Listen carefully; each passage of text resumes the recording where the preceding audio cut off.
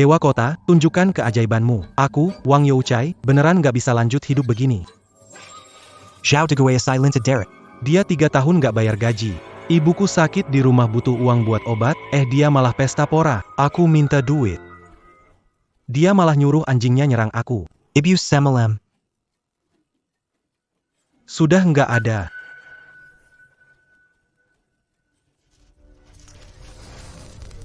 Tuan Dewa Kota, buka mata Anda. Biarkan Zhao Bapi merasakan keluarga hancur. Biarkan dia tidak hidup dengan tenang.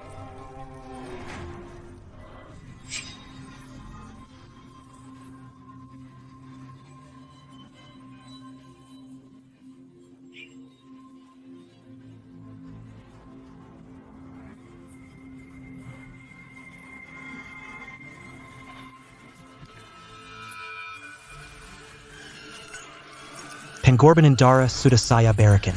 Utang harus dibayar. Tolong bantu saya mendapatkan ketelan. Ya.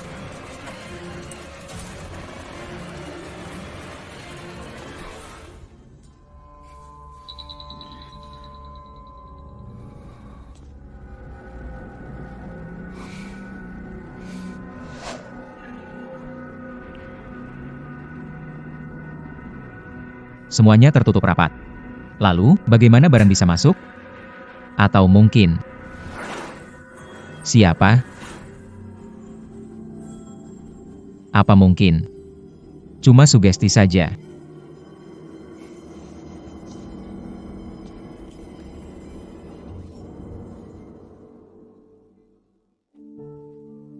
Dangarbe l'homme, Bojao Kenamazala.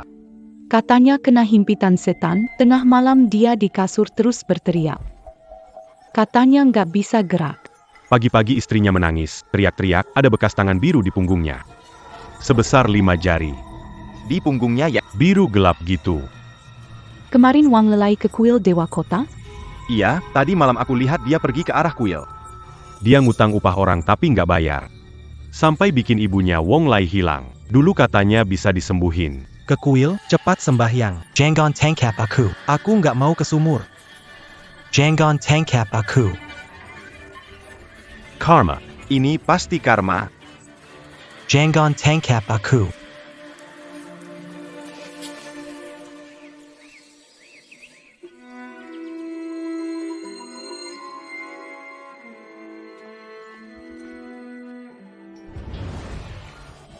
King Yunzai. Halo. Ada buku sejarah daerah di sini? Rak kiri, baris ketiga. Baik.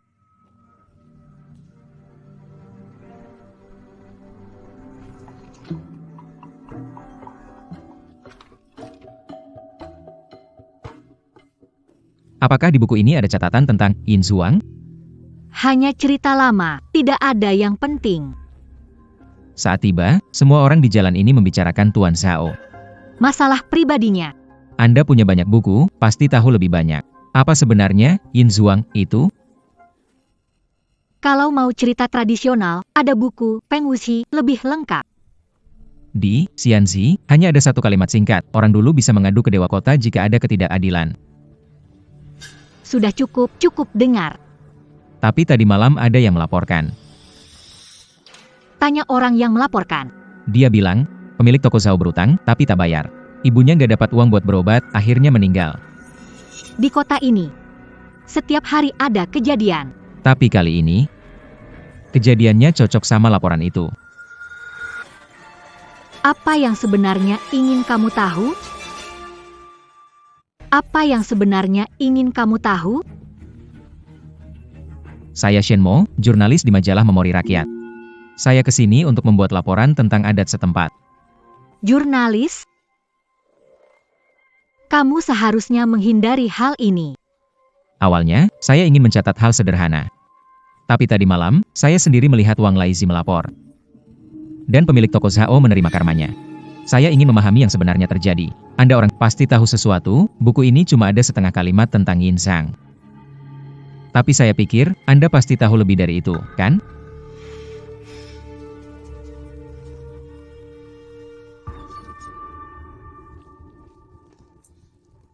peninggalan buyut saya, catatan tentang hal lama.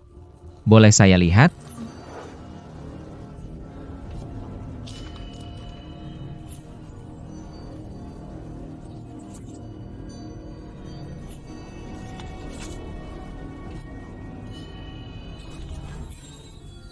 Darah sebagai pemicu.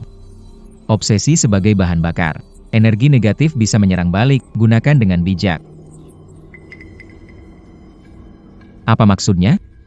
Jika berhasil, ada respon spiritual, pembalasan. Melalui cara yang mistis, kan?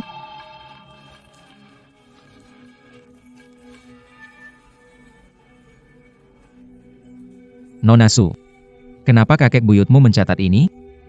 Koin tembaga ini ada hubungannya dengan kejadian itu? Aku juga tidak tahu. Aku tidak mengerti buku catatan. Mungkin banyak hanya imajinasi generasi tua. Kalau hanya imajinasi, tidak sedetail ini. Ini terlihat seperti catatan operasi. Nona Su, kakek buyut Anda dulu kerja apa? Atau mungkin keluarga Anda punya hubungan dengan kelenteng Cheng Huang? Sebenarnya apa hubungan itu? Sudah selesai dibaca. Sampai di sini, kamu cuma seorang jurnal. Ada hal yang lebih baik kalau tidak kamu tahu. Beberapa hal diungkit bisa membuat hal seperti ini tidak pantas masuk ke kolom tulisan. Silakan pulang. Maaf ya, sudah mengganggu. Kalau Nona Su teringat sesuatu, atau ingin menyampaikan sesuatu pada saya, tinggal di penginapan di kota. Silakan datang kapan saja.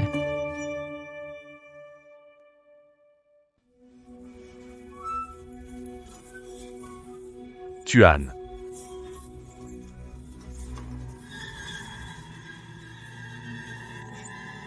Lihat punggungnya. Membengkak. Benar-benar tanda tangan hantu, menurutku sudah terbentuk jelas. Ini pasti hukuman. Jangan mendekat, jangan targetku. Sumur itu dingin, uang akan aku kembalikan. Jangan masukkan aku ke sumur. Aku nggak mau masuk sumur. Kamu lihat nggak? Meski pupilnya bereaksi terhadap cahaya, urat di leher dan tangan kencang. Cara dia kejang tidak normal, bukan cuma karena ketakutan. Kenapa kamu datang? Kejadian di kota. Sudah jelas aku harus datang langsung untuk lihat.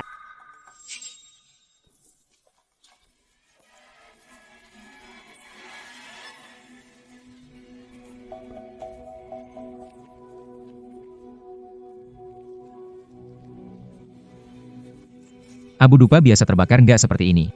Warnanya terlalu gelap. Dan sangat halus. Tembok punya telinga, nggak bisa dibicarakan di sini. Ke tempatmu saja. Ayo pergi.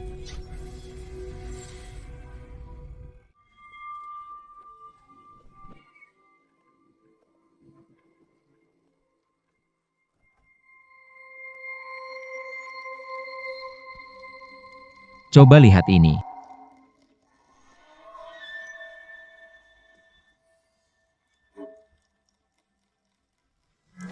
Ini bukan dupa biasa.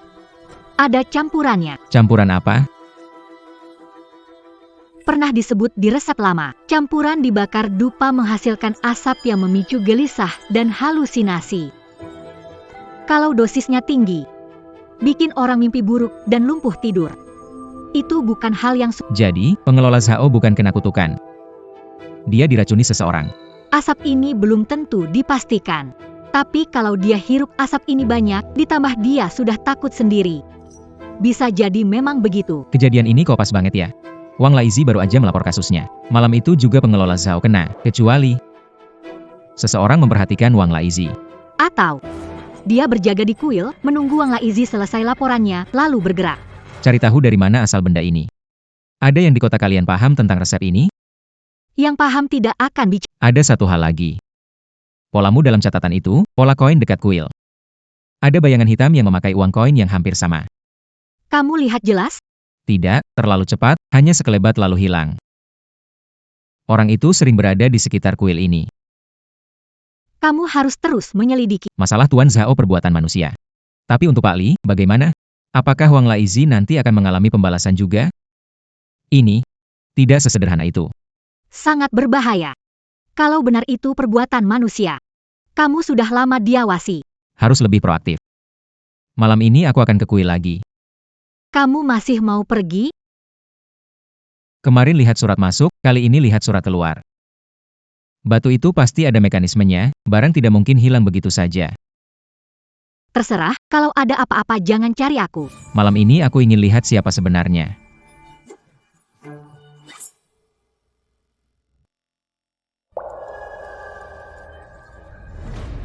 Kalau rumor itu benar, maka orang yang ambil suratnya pasti akan datang.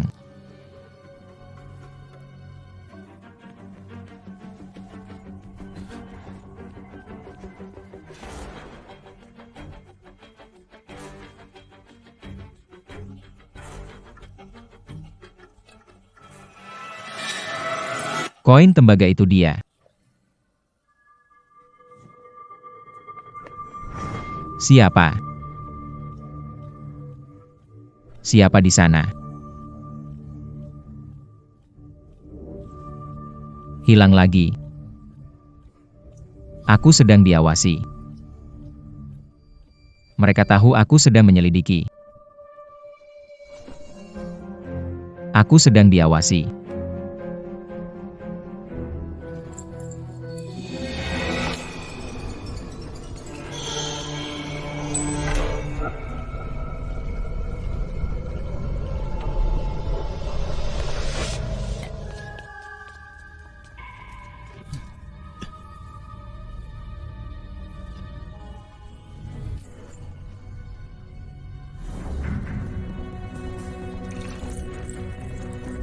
Kamu kembali, sudah baik kan?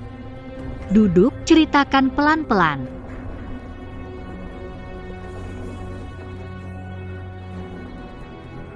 Sumur gelap ada perangkap.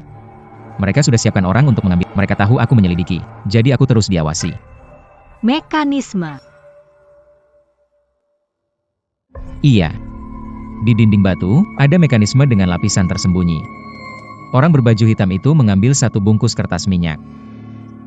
Lalu dia menaruh sesuatu yang ukurannya hampir sama di dalamnya. Kamu lihat wajahnya? Tidak. Orang berbaju hitam itu pakai topinya rapat, tapi saat ia pergi, angin meniup bajunya. Di pinggangnya ada sebuah uang logam. Uang logam itu diikat dengan tali merah. Uang logam itu sangat tua, bentuknya unik. Sama persis dengan pola di catatanmu. Aku yakin, aku tidak salah melihat. Benda kuncinya. Benda itu benar-benar ada yang memakainya. Orang yang memakainya menggunakan mekanisme sumur untuk menukar isinya. Tunggu dulu.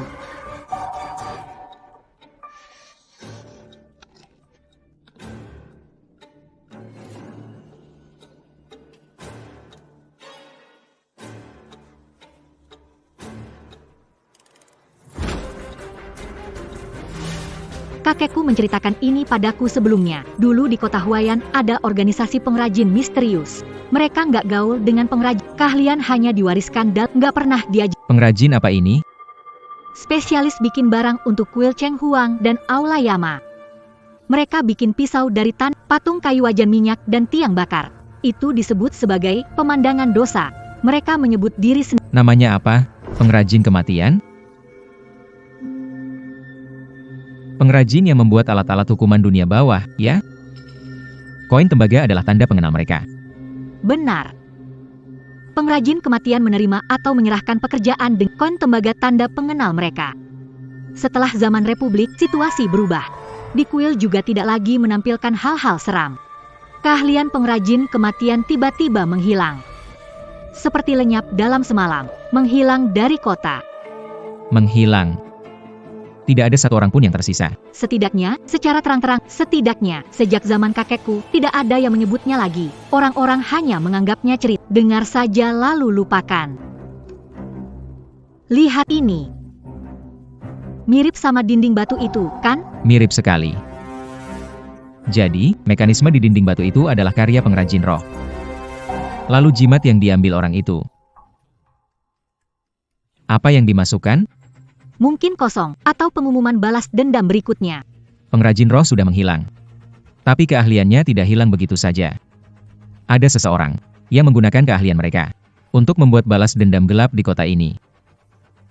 Kenapa? Iya, kenapa? Kalau cuma mau mencelakai, kan banyak cara lain. Kenapa harus repot-repot seperti ini?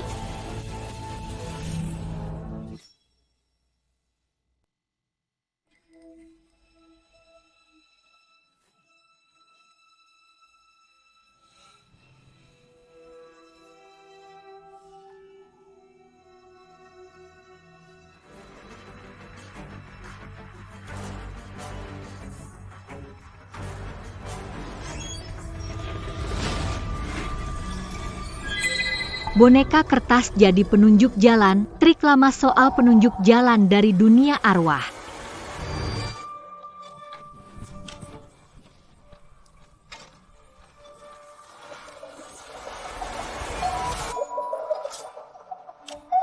Ini siapa yang taruh? Arah ke sana. Menunjuk ke arah barat.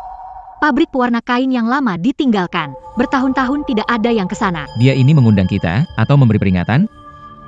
Abu menunjukkan jalan sama. Lagian harus pergi juga. Kalau tidak, siapa tahu kapan datangnya. Takutnya bukan boneka kertas lagi nanti.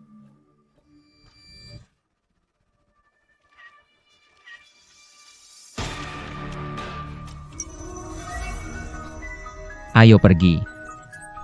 Sekarang, tengah malam. Dia taruh boneka kertas di sini waktu ini. Pasti ingin kita pergi sekarang. Kalau kita pergi siang-siang, mungkin gak bakal lihat apa-apa. Lagi pula, kalau kamu gak pergi, bisa tidur nyenyak.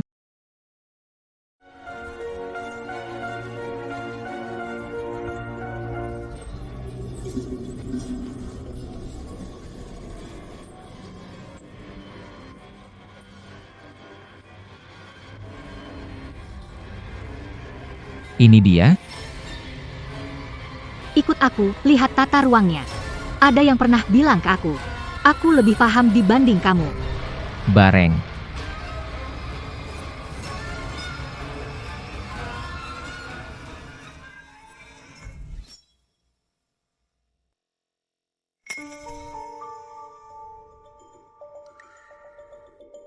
Jangan pisah, jalan sama-sama.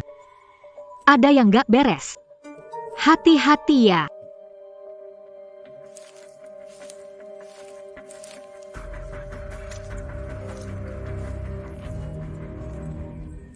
Dengar nggak?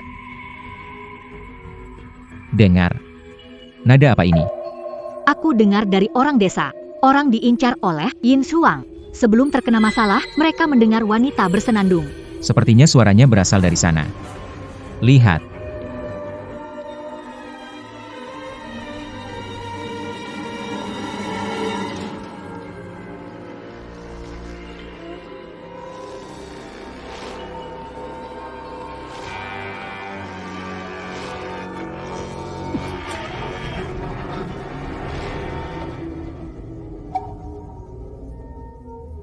Ujung sepatu menghadap keluar.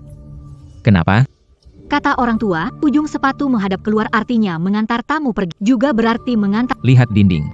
Pengintip, apa tidak ada rasa bersalah di hatimu? Ah, sepatu. Itu bergerak sendiri. Jangan panik, ada mekanisme.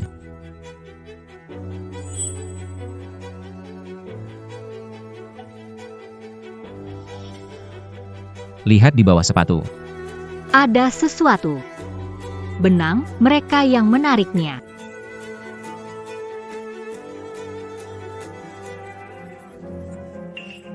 Mekanisme yang sangat canggih. Lihat jendela, mereka memakai alat penggulung itu untuk menarik benangnya. Benang itu membuat sepatu bergerak. Ah.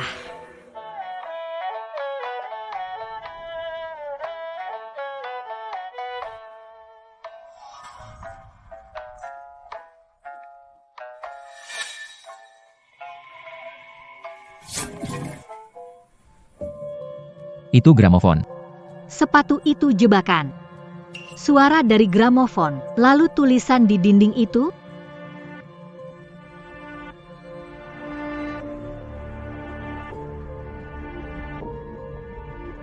Ya. Tinta masih fresh, belum terlalu kering. Tapi tulisan ini sepertinya bukan ditulis dengan kuas. Warnanya bukan merah cinnabar, juga bukan darah.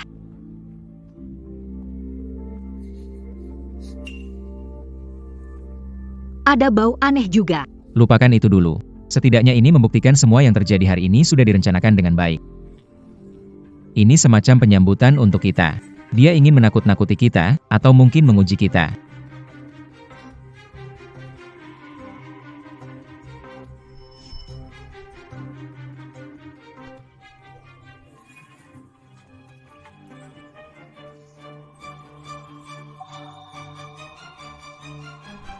Aku duluan turun atau kita bareng? Bareng saja, di atas belum tentu lebih aman dari bawah.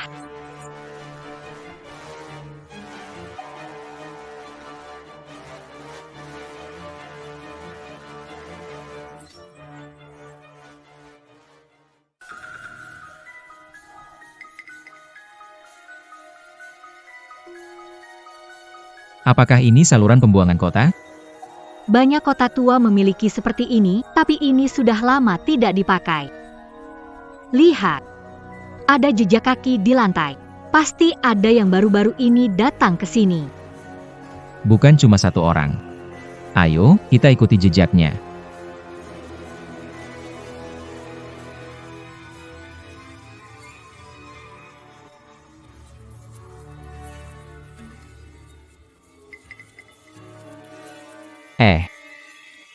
Di depan sepertinya ada ruangan rahasia.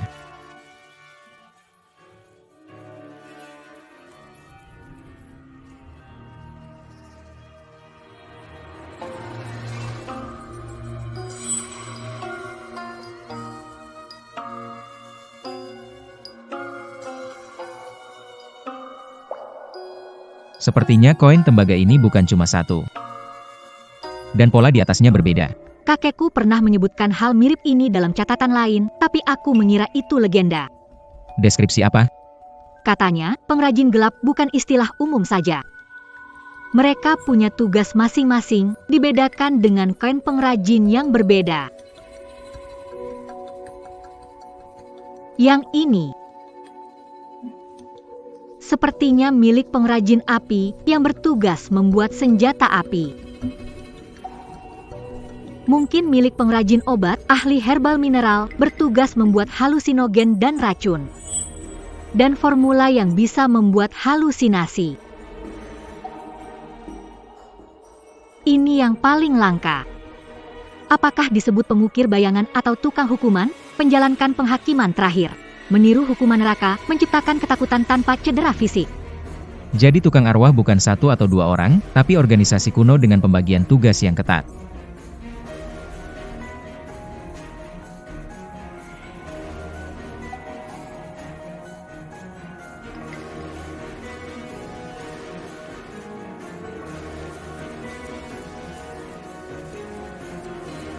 Ini dokumen yang belum terbakar sepenuhnya.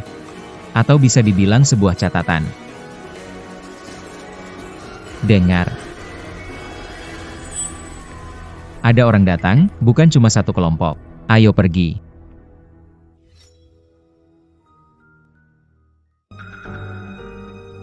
Tidak, ekspresi ini salah. Kemarin dia masih sangat ketakutan. Terlalu tenang, seperti sudah terbebas. Tidak ada lagi rasa takut seperti kemarin.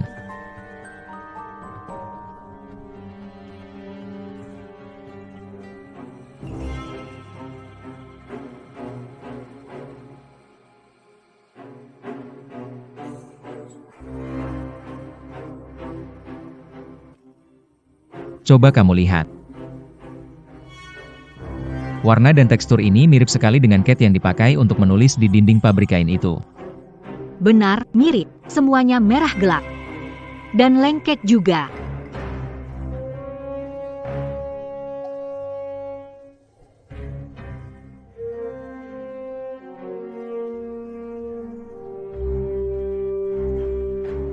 Sebelum dia mati, pasti sempat menyentuh dinding itu.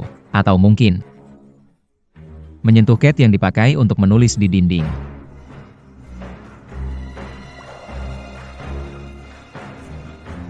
Tuan Shen, kabar buruk. Kondisi Tuan Tuali tiba-tiba memburuk. Bagaimana keadaannya? Katanya mulai ngomong ngelantur pas subuh. Lebih parah dari sebelumnya, terus ngomong soal uang koin. Tentang penebusan, terus tangannya kayak gerabak-gerabak di udara. Seperti mau ambil sesuatu. Mari kita lihat.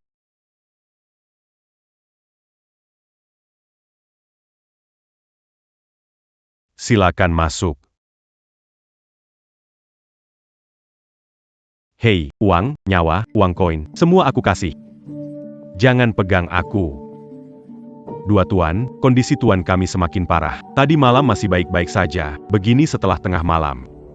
Terus ngomong soal uang koin dan penebusan. Boleh aku lihat? Wajah Tuan khawatir mengganggu kalian. Bisa cari tahu alasannya. Kasih kamu, kasih semua. Tolong jangan ganggu bayanganku lagi. Di sini ada bayangan, ada bayangan. Tuan, Tuan. Ini tamu.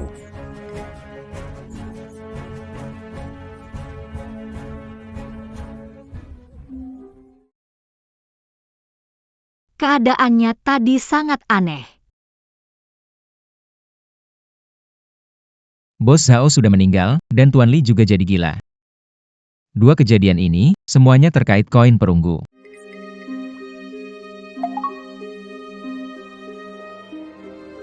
Hutang lama dibayar baru, semua sudah ditentukan. Orang luar lebih paham, mengapa tidak introspeksi?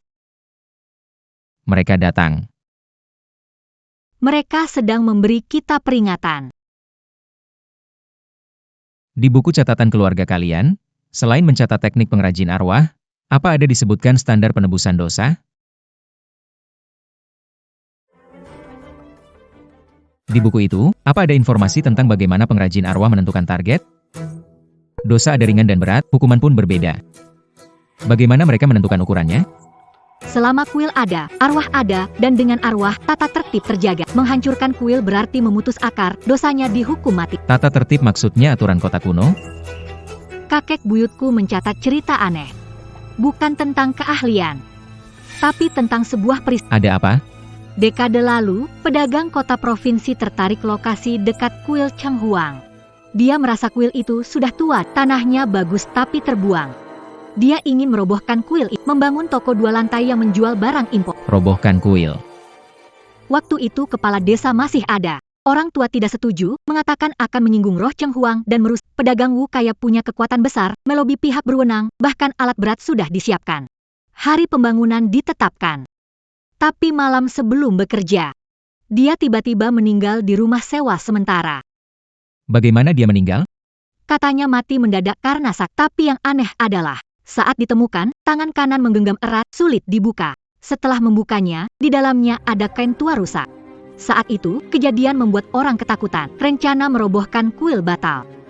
Polisi menyelidiki lama. Tak ada bukti pembunuhan. Kesimpulannya kematian mendadak karena penyakit. Saat itu, orang-orang di kota diam-diam bilang bahwa Dewa Kota telah menunjukkan kuasanya. Itulah yang membuatnya menerima hukum. Pedagang luar kota menghancurkan kuil Dewa Kota, kemudian meninggal mendadak. Pemilik toko Zhao menindas penduduk desa, berhutang dan menyebabkan kematian. Tuan Li merebut lahan rumah. Kesalahan-kesalahan berbeda, tapi semuanya melanggar batas tak terlihat. Maksudmu adalah Para pembuat dewa, lebih seperti para penjaga kota tua ini. Mereka menggunakan ritual misterius untuk menjaga apa yang mereka anggap. Aturan yang menjaga kota tua bertahan. kalau yang dikatakan benar. Bukankah apa yang kita lakukan sekarang ini sedang menantang aturan yang mereka lindungi? Betul sekali. Dalam beberapa hari saja, 1 orang meninggal, 1 lagi jadi gila. Siapa berikutnya? Wang Laizi atau kita?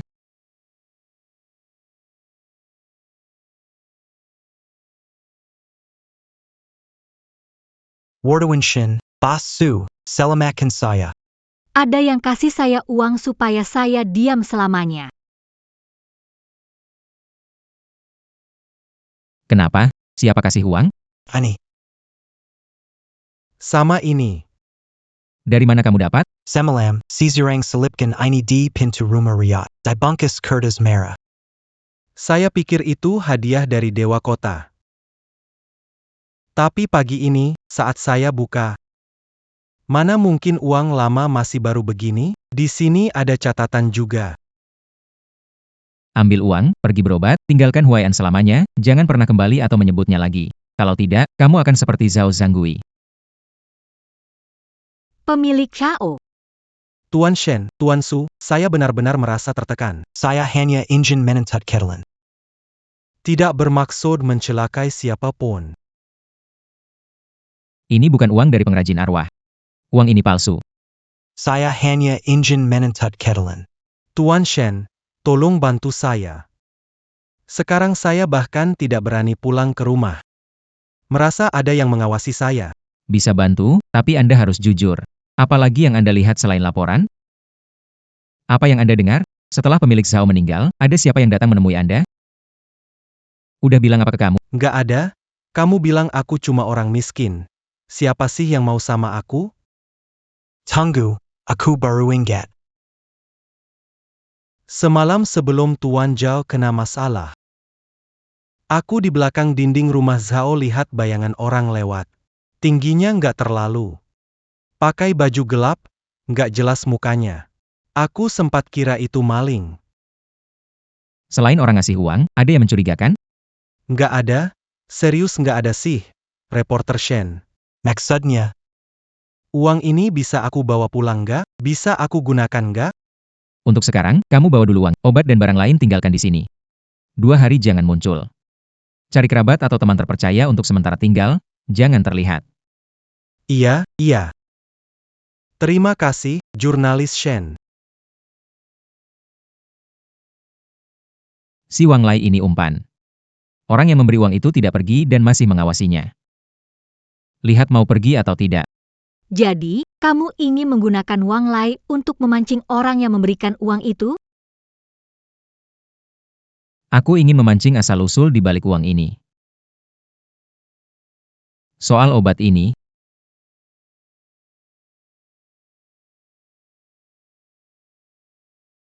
di kota kita, siapa yang mengerti resep obat ini? Di depan jalan ada toko obat Jis Hitang. Pemilik toko Chen.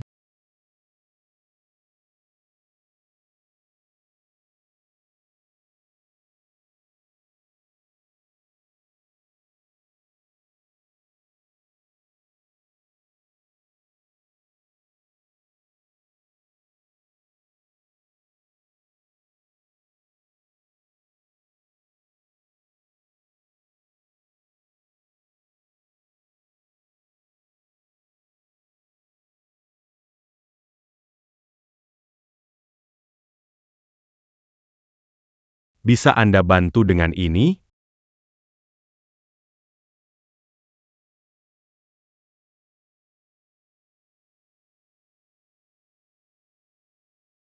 Itu.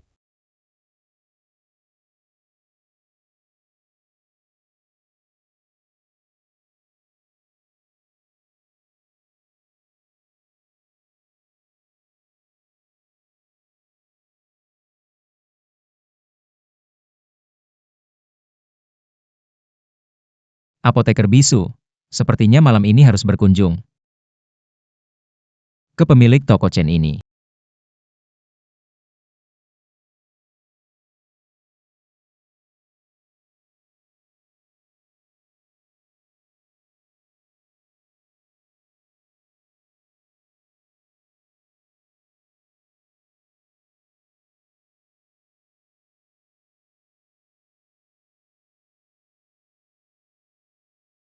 Semua ini adalah zat yang bisa membuat halusinasi dan memengaruhi saraf. Tempat ini seperti bengkel pengolah bau ajaib. Tempat pengolahan bau mimpi.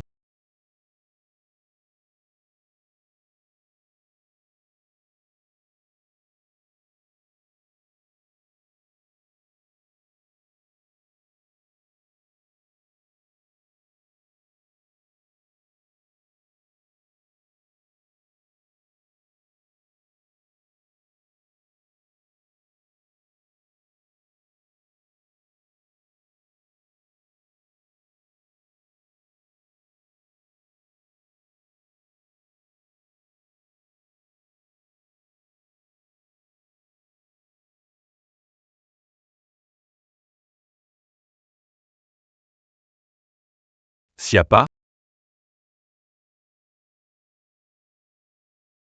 Buku ini belum pernah lihat, bukan buku dari toko.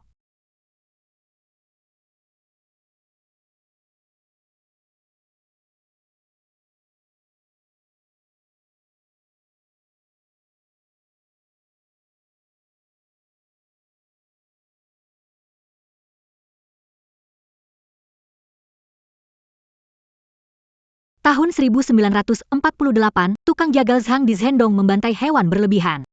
Mengganggu tetangga, suatu malam tenggelam di kandang babi sendiri.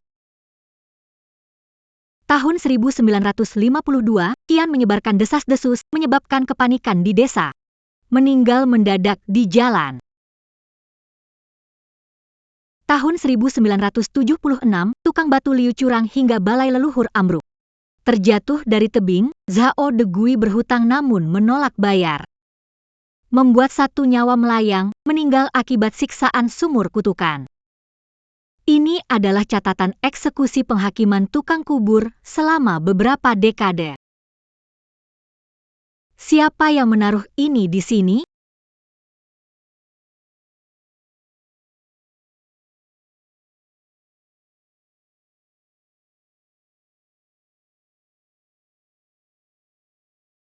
Lihat, baru saja ada yang meletakkannya di sini.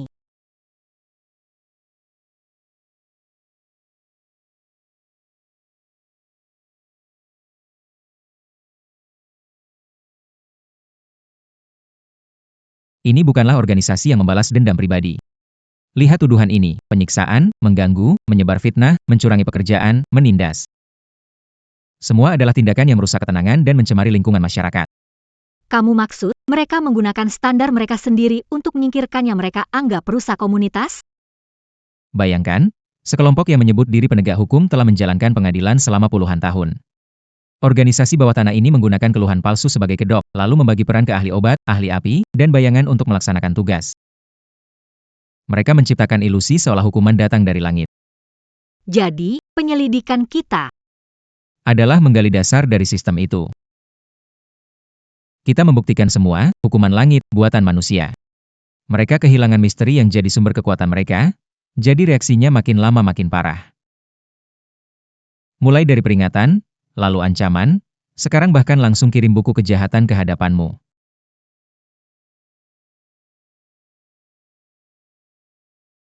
siapa?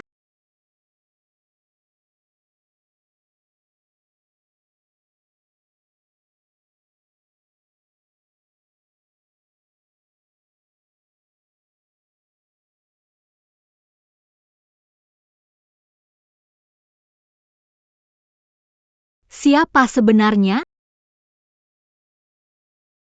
Orang tua dari Ji Seitang. Mencerminkan aroma obat. Dia sedang memberikan peringatan kepada kita. Dia jelas bisa langsung bertindak, tapi kenapa cuma kirim catatan ini? Ada masalah. Ayo kita lihat. Baik.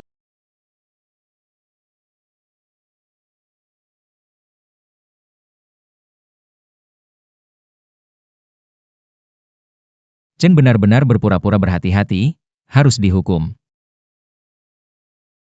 Tunggu 7 hari. Bos Chen dituntut untuk tindakan jahatnya. Tidak mungkin. Bos Chen orang baik, membangun jembatan dan jalan beberapa tahun.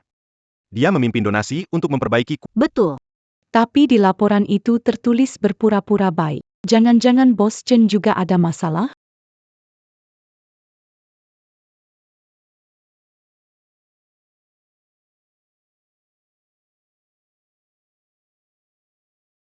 Buba, hanya lelucon, kembali ke tempat masing-masing. Ini orang yang kamu bilang memimpin perbaikan kuil Dewa Kota? Salah satu orang yang paling dihormati di kota. Aduh, Bos Chen itu benar-benar marah kali ini. Ayo pergi. Kenapa dia dituduh? Surat tuduhannya benar. Ada cap darah juga benar. Tapi isinya terlalu samar. Munafik itu penilaian moral. Tidak seperti kejahatan nyata dari Tuan Zhao atau Tuan Li. Tidak ada korban menyebut nama, ini juga tidak wajar. Seharusnya, meski tersembunyi, tetap ada petunjuk. Semua berubah, sasaran para pembuat bayangan berpindah dari Zhao Zanggui yang jelas jahat menjadi Chen Yongnian. Penuh keraguan tersembunyi. Apakah aturan mereka semakin meluas? Ada perpecahan internal, seseorang ingin memperluas jangkauan penghakiman. Kita harus mengetahui. Apa yang sebenarnya disembunyikan oleh kepura-puraan Chen Yongnian, mungkin saja. Ini adalah inti penting dari pembuat bayangan. Sepertinya besok kita harus mencari cara untuk bertemu dengan Bos Chen ini. Ayo pergi.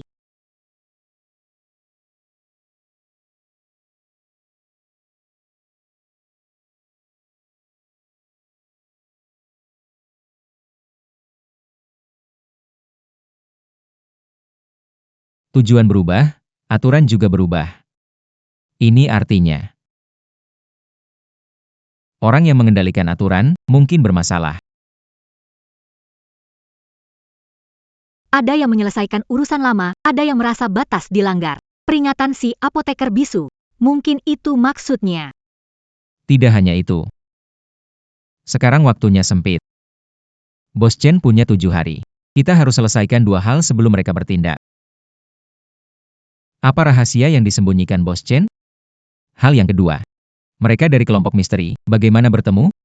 Bagaimana mereka memutuskan target berikutnya? Tanda-tanda ini tampaknya bukan tulisan. Sebentar, akan cek catatan. Dokumen tua, mungkin dapat menemukan cara dan tempat berhubungan. Pecahkan kode, cari markas mereka. Aku akan awasi Chen Yongnian. Dia sekarang seperti sasaran empuk. Semakin takut, semakin mudah dia ketahuan.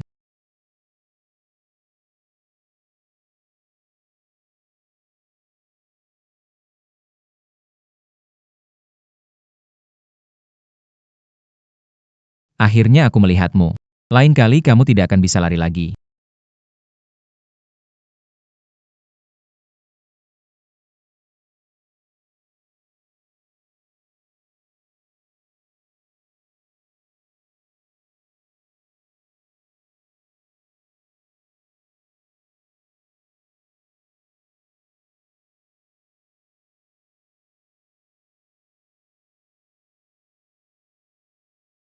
Apakah pria berbaju hitam itu mengantar pesan atau memastikan target? Chen Yongnian, apa yang sebenarnya kamu lakukan di dalam sana?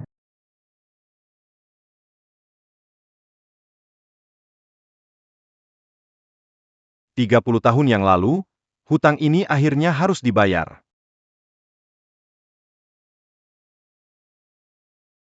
Kalian bawa koin tembaga ini. Aku mengerti.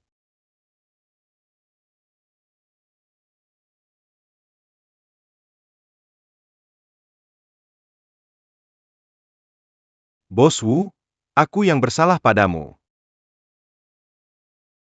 Tapi waktu itu aku juga tak punya pilihan. Sertifikat tanah itu kamu gadaikan sendiri, utang itu juga kamu yang buat. Aku hanya ikut arus saja. Aku benar-benar tak bermaksud mengambil nyawamu. Pengusaha yang ingin merobohkan kuil 30 tahun lalu tapi tiba-tiba mati mendadak. Chen Yongnian ada hubungannya. Ya, aku mengambil uang itu, pakai untuk memperbaiki kuil dan dapatkan nama baik. Tapi selama 30 tahun ini, kapan aku pernah tidur dengan tenang? Aku bangun jembatan, perbaiki jalan, dan sumbang untuk dupa. Aku ingin menebus semuanya.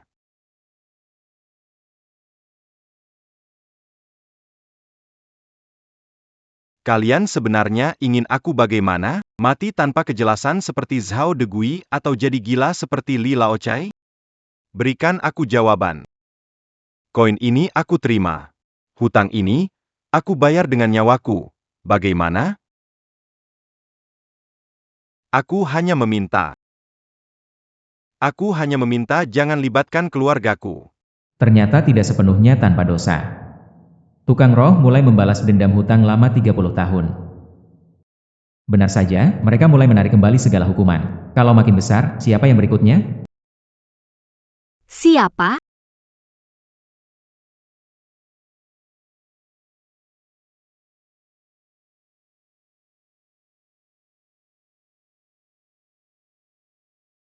Kebetulan sekali kamu kembali sekarang. Sepertinya aku menemukannya. Lihat ini. Simbol-simbol ini terlihat acak, tapi mengikuti waktu dan pola arahannya. Dilihat secara keseluruhan. Tidak terlihat seperti tulisan. Malah lebih seperti tanda peta sederhana. Lihat, ini seperti gunung. Ini menunjukkan bangunan yang terlantar. Ini menunjukkan jalur tersembunyi. Kalau kita taruh di atas peta kota lama. Lihat ini. Apa ini? Lorong rahasia itu, ada yang belum kita lihat di dalam. Tempat pertemuan para pembuat benda roh di saluran pembuangan. Tempat paling berbahaya, tapi juga paling aman. Kita jalan sekarang. Sekarang, Ya, perkembangan baru Chen Yongnian. Mereka bergerak cepat. Harus mendahului mereka. oh, baik.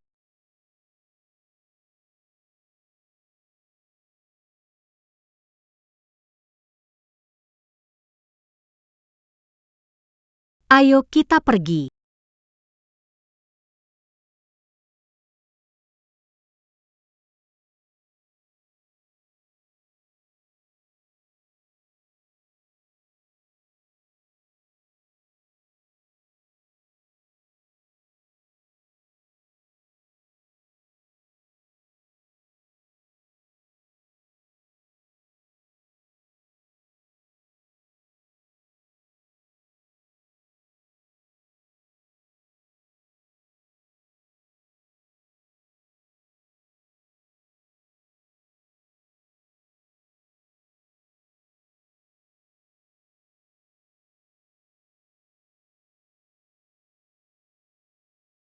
Panggung mereka, tempat simulasi pengadilan dunia roh. Tukang api urus peralatan, tukang bayangan rancang proses.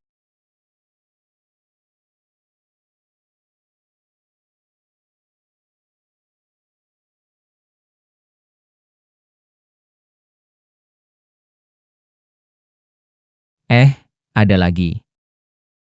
Di sana ada lagi.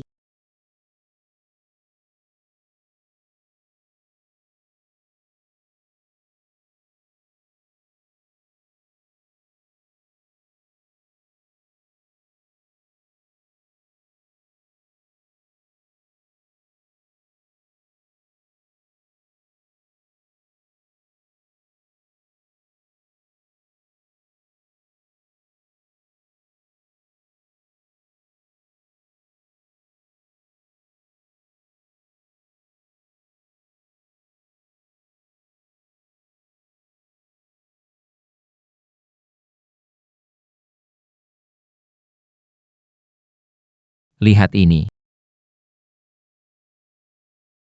Catatan tangan Chen Yongnian. Dimulai dari era akhir. Ini adalah buku harian Chen Yongnian saat muda. Bos Wu dari kota provinsi akan menghancurkan kuil Dewa Kota untuk membangun toko, memicu kontroversi. Namun, pembagian keuntungan yang dijanjikan sangat menggoda, tapi membutuhkan orang lokal untuk memimpin.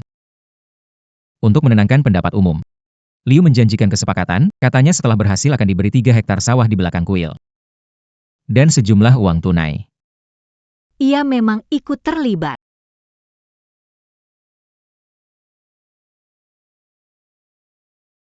Qin tua yang menjaga kuil itu sangat keras wataknya, ia bersumpah akan hidup atau mati bersama kuil.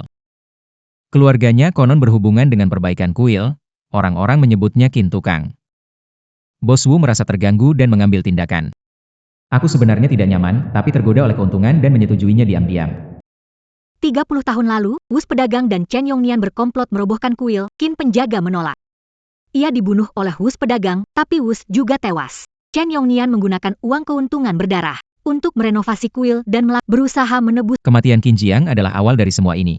Mereka tidak hanya ingin menjaga ketertiban, tapi juga ingin membalas dendam untuk orang-orang mereka. Mengambil semuanya kembali dengan keuntungan tambahan. Tengah malam hari ke-7. Itu besok malam. Mereka tidak ingin menggunakan racun mekanis, mereka ingin menggunakan buku harian untuk membuat Chen Yongnian hancur di depan umum.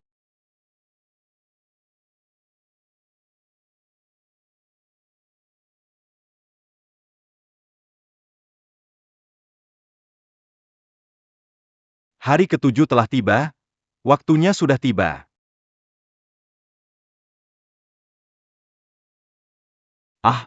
Qin, Guru Qin Munafik.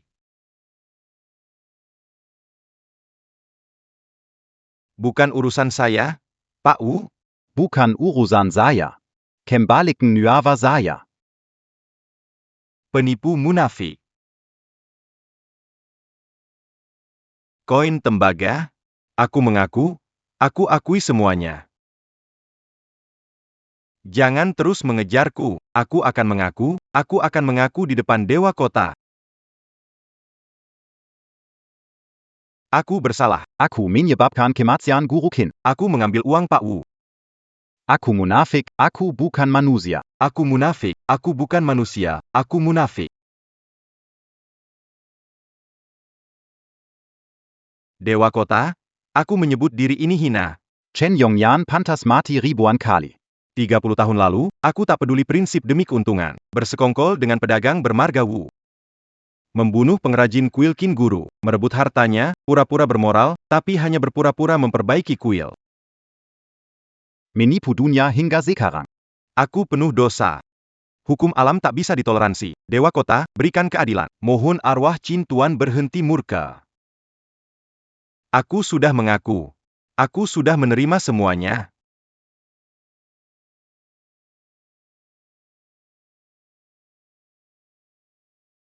Selanjutnya, giliran kita. Saatnya menemui master ini.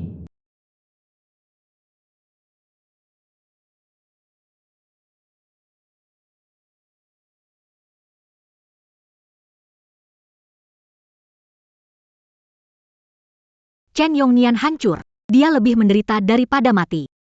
Sekarang, kita memiliki satu kartu penting.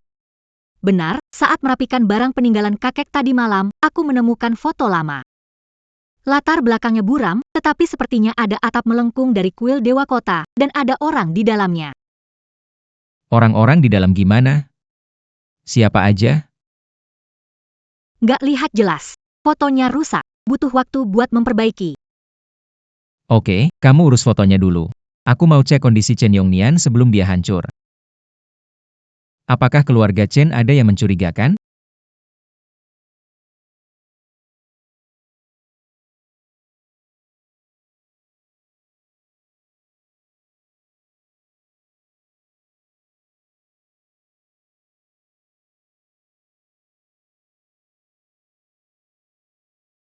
Benar-benar kakek buyut kita.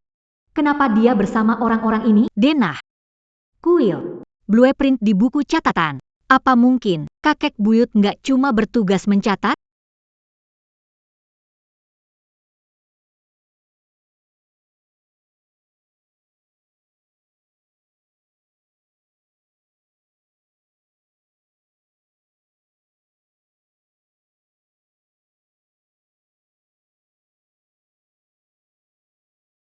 Apa rahasia keluarga Su?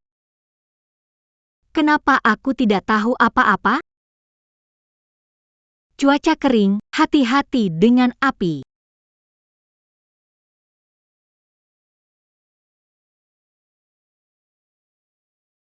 Nona Su. Ini apa? Pagi membuka pintu, sudah ada di depan. Bukan dari kurir atau pengantar barang.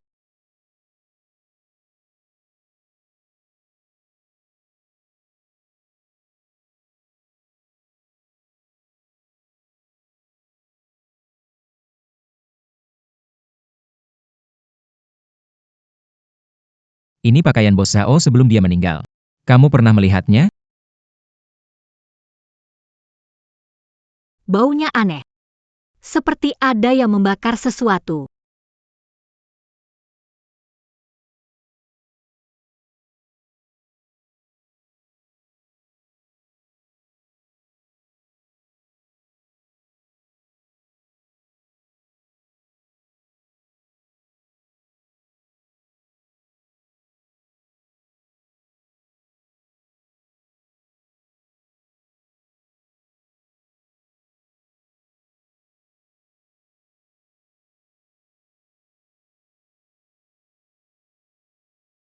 Ini obat halusinasi konsentrasi tinggi. Komposisinya mirip dengan abu dupa.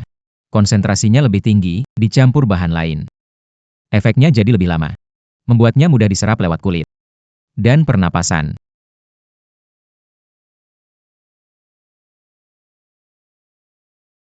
Kebenaran adalah racun, berani coba? Mereka langsung kirim bukti ke sini.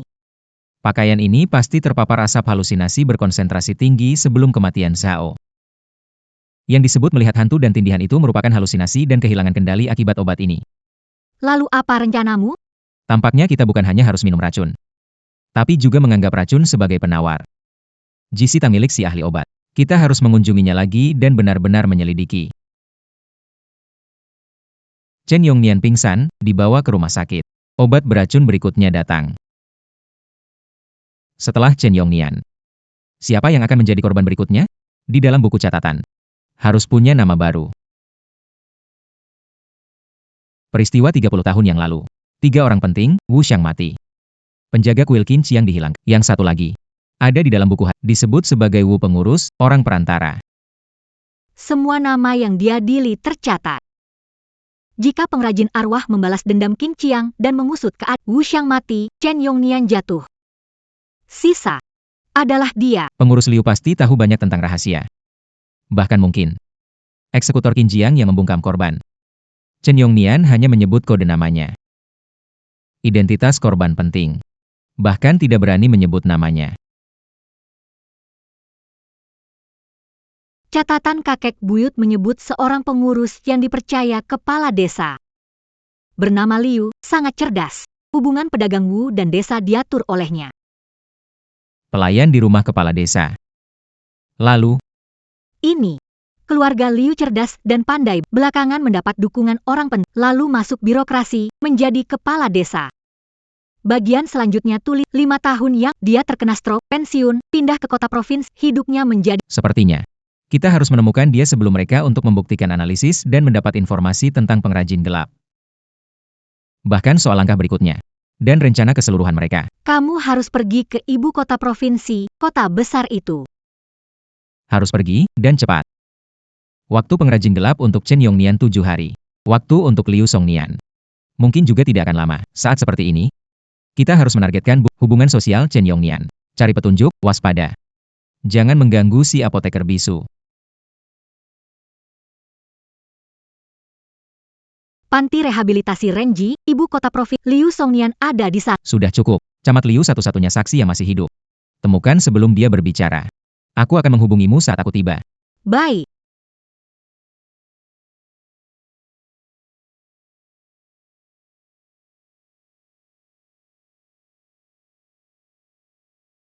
Utang lama akan lunas.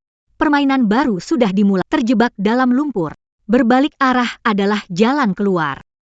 Nomor yang Anda hubungi sementara tidak dapat tersambung.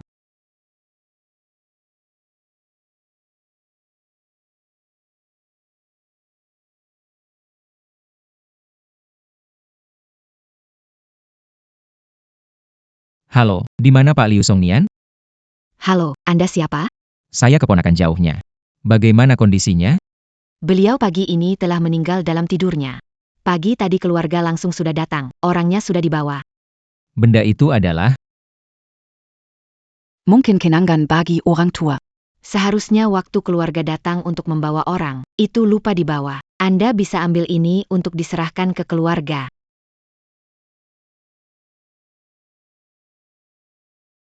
baik, terima kasih ya. Kalau begitu, saya pergi dulu ya.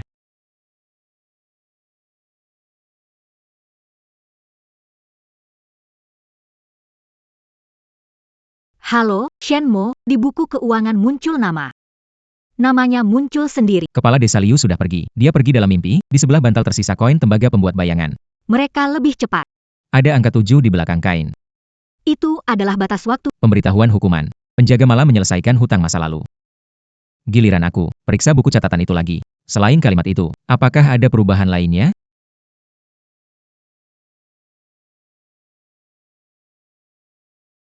Pengadilan.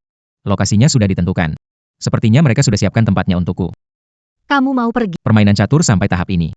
Tidak pergi. Bagaimana tahu pasukan apa yang bakal dikerahkan? Duduk dulu. Pekerjaan misterius teratur, Tuan Zhao di ranjang, Tuan Li di halaman, Chen Yongnian di kuil Dewa Kota. Pak Lurah Liu di ruang perawatan. Setiap tempat disiapkan dengan hati-hati, sangat sesuai dengan dosa dan balasannya. Sampai giliran saya. Malah disebut ruang pengadilan. Mereka sudah siap. Tempat umum. Bagaimana mereka tahu masa lalumu? Kamu baru pindah ke kota. Kalau memang Mehmet adalah organisasi bawah tanah yang telah ada selama beberapa dekade dan menyusup ke berbagai bidang. Mencari informasi jurnalis pendatang. Tidak terlalu sulit. Masa laluku. Tidak sepenuhnya tanpa jejak.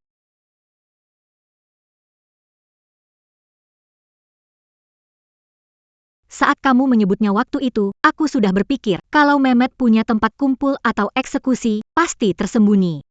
Butuh ruang dan suasana tertentu. Zaji tidak hanya sebatas keteram, dia sempat menyebut tempat yang jarang didekati. Di sini, sebuah bangunan kuno, sisa kantor pemerintahan, Kantor lama. dulu menjaga keamanan dan menangkap, hanya saja. Dihapus sejak awal era rap, dulu ada perampok, kabar tempat itu berhantu, dan sudah lama tidak ada anak-anak di kota, tak berani bermain di Reruntuhan kantor pengadilan, ruang sidang. Letaknya terpencil, ruangannya luas. Latar belakang sejarahnya terkait hukum, dan rumor hantu jadi pelindung yang pas. Sangat cocok. Kamu benar-benar mau pergi. Mereka sudah membuka jalan untukku, jika tidak pergi bagaimana? Mereka akan mengundangku. Ambil langkah duluan dan cek lokasi ujian. Baiklah, aku temani kamu. Aku sendiri saja, mungkin ada bahaya. Masalah ini, sejak awal, bukan hanya milikmu sendiri. Lagi pula, aku orang lokal, lebih paham daerah ini daripada kamu. Ini dia. Terlalu sepi, seharusnya ada tanda kehidupan jika tempat ini penting. Ayo kita periksa. Ayo, masuk dulu lihat-lihat.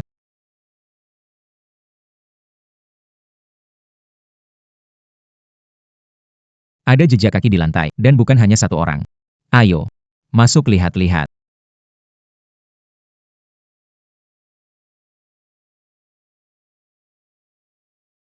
Ini untukmu. Kenapa? Lihat cermin-cermin ini terlalu lama bisa bikin pusing dan halusinasi.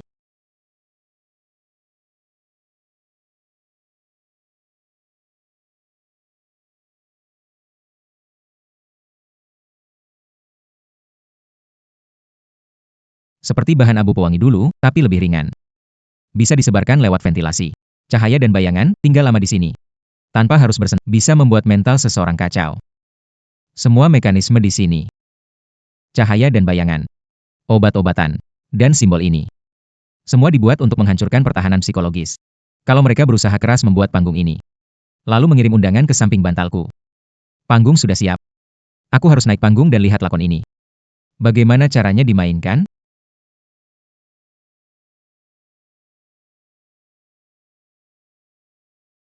Siapa?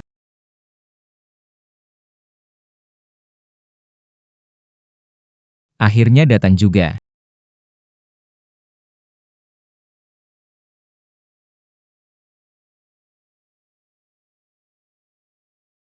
Pengintai rahasia dunia ini, Shenmo. Kau mengaku mengumpulkan cerita, tapi sebenarnya memata-matai, berani masuk tempat lama alam bawah. Sering merusak penghalang dunia. Bahkan membawa gadis sial, mengacau kota tua. Pemberi utang mati tak wajar, arwah tak tenang. Perbuatan dihukum, niat diperiksa. Wanita pembawa sial, mereka bahkan menghitung aku. Sesuai hukum lama. Kamu harus datang sebelum tengah malam besok. Sendirian ke pos pemeriksaan lama. Jika takut dan tidak datang, atau membawa orang luar atau senjata, itu dianggap sebagai pelanggaran janji. Saat itu, bukan hanya dirimu, tapi semua yang berhubungan denganmu. Masuk neraka, bencana menimpa keluargamu. Jangan pergi, itu jebakan. Aku harus pergi. Kalau aku tidak pergi, kita dalam posisi lemah. Mereka bisa menyerang kapan saja. Mungkin, dengan pergi, setidaknya kita bisa melihat siapa musuhnya dan tahu apa yang mereka inginkan dariku. Keputusan yang bijak. Shenmo, ingat, tengah malam sendirian. Bawa bukti kesalahanmu. Kayaknya pencahayaan udah latihan duluan.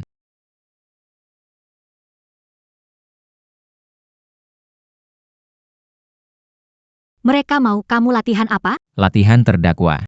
Kesepian, takut, diawasi. Terimalah dosamu. Dia tidak menginginkan kenyamanan. Tapi pengakuan, Dosa apa yang kamu akui hanya karena menyelidiki mereka? tidak. Di dokumen ini tertulis, memprovokasi kematian kreditur. Tuduhan tidak berdasar. Mengintip privasi, mungkin ada alasan lain. Ini mengingatkan saya waktu awal jadi jurnalis dulu. Ada hal yang tidak tepat ditangani 4 tahun lalu, saat aku berada di provinsi tetangga. Aku mengerjakan proyek tentang budaya etnis di pohon desa. Desa itu tertutup, mereka percaya pohon tua sakral. Mereka menguburkan anak-anak di bawah pohon itu. Aku ingin foto eksklusif dan informasi unik. Menyembunyikan sebagian maksudku. Aku membujuk kakek yang kehilangan cucunya untuk berbicara. Lalu bagaimana? Lalu, berita itu diterbitkan. Memicu diskusi. Ada yang datang ke desa untuk eksplorasi. Kakek disalahkan oleh warga desa. Membocorkan rahasia leluhur. Dia meninggal dalam kesedihan. Meskipun penyebab kematiannya adalah penyakit, aku merasa laporanku adalah yang menghancurkan harapan terakhirnya. Kau curiga pembuat benda itu mengacu pada ini, tapi bagaimana mereka tahu? Jika mereka ungkap latar belakangku, mereka bisa temukan laporanku. Kalau mereka ingin menemukan sesuatu untuk menjatuhkan pertahanan mentalku. Hal inilah paling tepat untuk itu. Hal ini selalu menjadi beban di hatiku, yang sulit aku lewati. Aku harus melakukan tentang keluarga. Seharusnya tidak hanya ada catatan ini saja. Barang peninggalan kakek buyut. Kalau keluarga ada hubungan dengan pengrajin art, pasti ada sesuatu di dalamnya yang bisa membuktikan siapa mereka sekarang. Sekarang hanya bisa mengandalkan diriku sendiri. Kamu menemukan sesuatu? Aku sedang apa yang membuktikan keluargaku terkait pengrajin terkenal. Kalau hanya pencatat, tak perlu disembunyikan sedalam ini.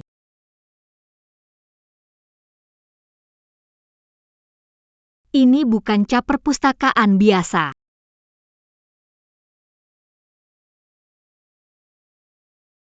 Alasannya, pemeriksaan bukti, kerusakan, hasil diskusi. Disetujui, lalu eksekusi. Ini adalah alur proses persetujuan. Kakek Li mungkin bukan penonton. Mungkin dia bertanggung jawab menyetujui pengrajin bertindak. Dia arbiter. Arbiter, kakek buyutku? Bagaimana mungkin? Lihat ini. Pahlawan-pahlawan itu memang punya tugas masing-masing, tapi mereka butuh satu orang inti untuk menentukan apakah bukti itu benar atau tidak. Apakah itu melanggar aturan tata hukum mereka? Arti persetujuan, kakek buyutmu mungkin hakim para dewa bawah tanah. Jadi jurnal itu bukan sekadar catatan, bagian dari pekerjaan. Diagram dan rancangan serta simbol-simbol resep. Pengetahuan dia harus pahami, bukan. Betul. Dia bahkan mungkin bertugas menyimpan beberapa catatan pengadilan. Dan lagi, kontra pengrajin, pantas saja. Buku itu bisa muncul di rumahmu tanpa ada yang tahu. Mereka mungkin berpikir, ini dijaga oleh keturunan mereka. Yang dipercaya. Awalnya kupikir, keluargaku tahu beberapa rahasia, kami peduli pada keputusan hidup dan mati orang lain. Salah satu pihak yang terlibat. Perjanjian darah masih ada. Keturunan bertanggung jawab. Keluarga Su, apakah kamu punya hak untuk mendengarkan keputusan ini? Mereka bukan hanya ingin memutuskan, tapi juga menentukan. Apakah kamu layak ada di sini?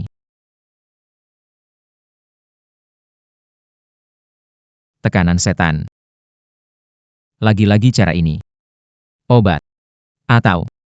Jurnalis Shen. Kamu bilang tidak unggah foto. Kamu bilang hanya tanya-tanya saja.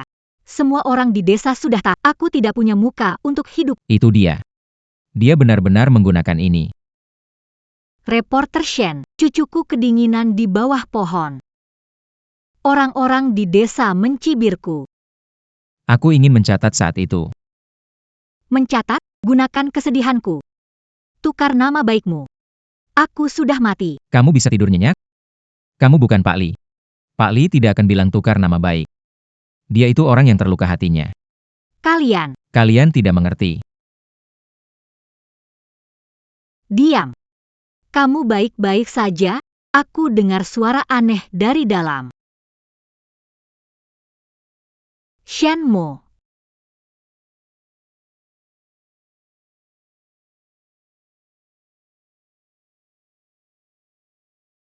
Kenapa wajahmu pucat? Apa mereka lakukan pada... Mereka membuatku melihat. Orang yang paling tidak ingin kulihat. Baguslah. Ini berarti. Mereka tidak punya trik baru, cuma bisa memanfaatkan orang mati.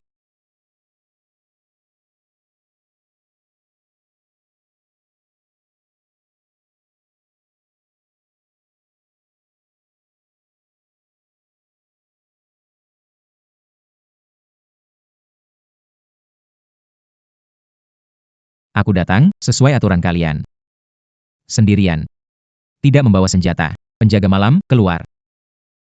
Coba aku lihat. Siapa sebenarnya yang ingin mengadiliku? Shen Mo. Pengintai rahasia dunia manusia. Karena kamu telah datang, pengadilan dimulai.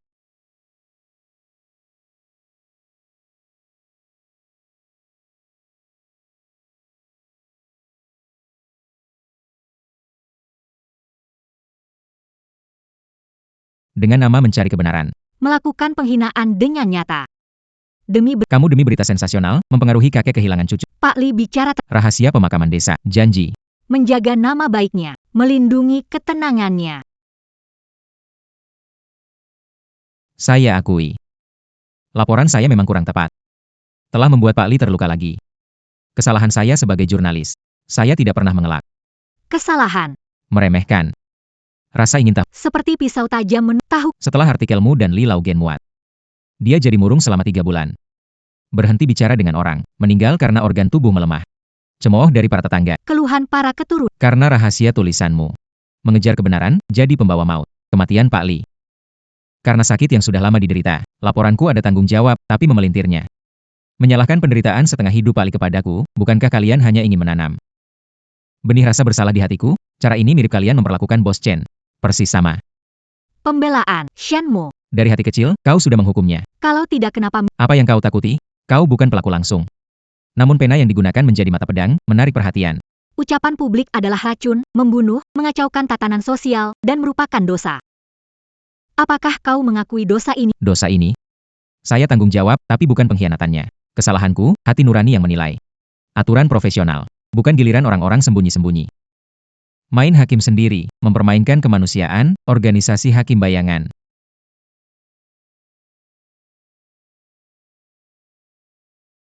Keras kepala. Kata-kata tak cukup melenyapkan dosa-dosamu. Kalau begitu, lihatlah sendiri. Sudah cukup. Hentikan trik-trik bodoh kalian. Proyektor. Speaker surround tersembunyi. Dan ini. Tidak tahu dari ventilasi mana. Masuknya rempah yang bisa memperbesar emosi negatif. Berapa uang yang habis untuk membangun ruang pengadilan ini? Berapa banyak psikologi yang kalian pelajari? Berapa lama kalian pelajari efek panggung? Lihatlah. Sinkronisasi gambar belum sempurna. Kalian semua bersembunyi di balik teknologi, mengintip privasi orang lain, menggali rasa sakit mereka. Lalu merancang tempat dan kata-kata dengan hati-hati. Memperbesar rasa takut di hati mereka tanpa batas. Penjahat. Ucapan yang Kami menjalankan hukuman surgawi. melenyapkan. Melenyapkan apa? Menggunakan obat halusinasi, menyebabkan tidur lumpuh, membunuh Zhao, memakai catatan harian 30 tahun lalu. Membuat pemilik Chen menjadi gila. Sekarang pakai penyesalan karierku untuk menyerangku. Tragedi Tuan Li. Pakai empati dan perasaanku. Rasa bersalahku. Kalian lakukan semua ini. Apa bedanya dengan tuduhan kalian aku menyakiti orang secara tidak langsung? Tidak. Kalian lebih parah.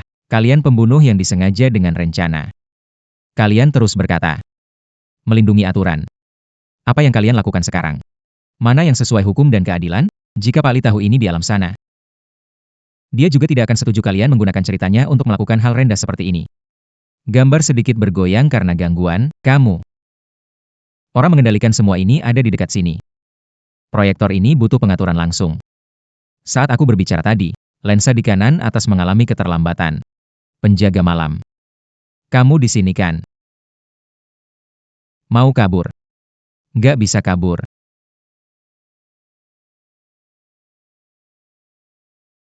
Berhenti.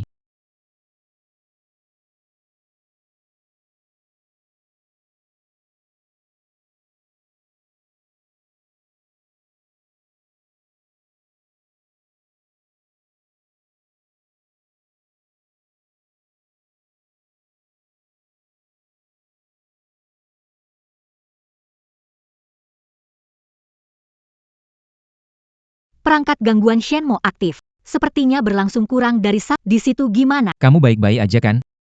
Dia kabur. Orangnya gesit sekali. Juga sangat waspada. Tapi, dia meninggalkan sesuatu. Sebuah cincin yang aneh. Bermotif naga hijau. Bermotif harimau putih.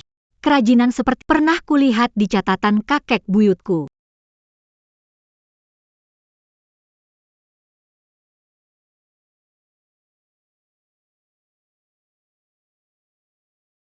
Lihat ini, meskipun detailnya tidak terlihat, tapi orang yang berdiri bersama buyut. Mungkin saja itu adalah para pengrajin. Lihat benda di tangannya. Sepertinya mirip.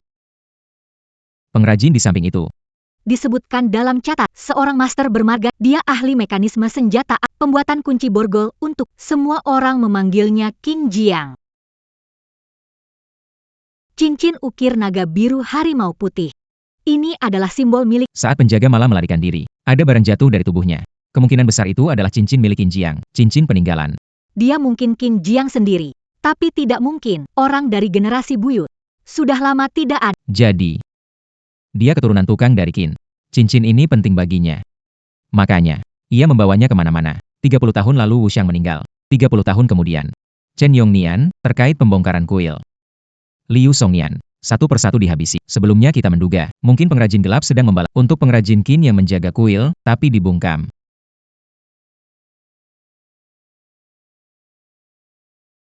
Lihat email ini. Dengarkan saja. Yang seharusnya datang. Keluarga Su. Percaya apa yang terlihat. Pencatat tangan. Benarkah hanya mencatat? Keluarga Anda yang simpan. Hanya foto ini. Shenmo. Tentang keluargaku. Tentang kakek buyutku. Aku harus memberitahumu lebih banyak.